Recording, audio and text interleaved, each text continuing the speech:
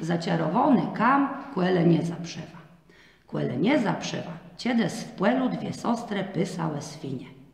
Jedna stoja so spłekujno z błeku i wiozła szpicoma. Za to dregu musiała derch w kły biegać i zaganiać chłewa. W końcu to i tak zbrzedło i rozgłeżono zawrześciała do sostre, żeby te zamieniała so w kam.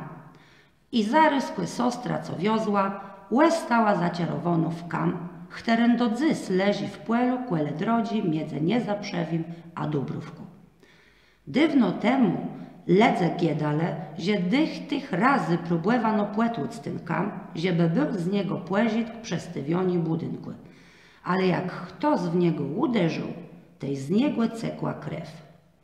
Tymu też łeb niechano tegłe.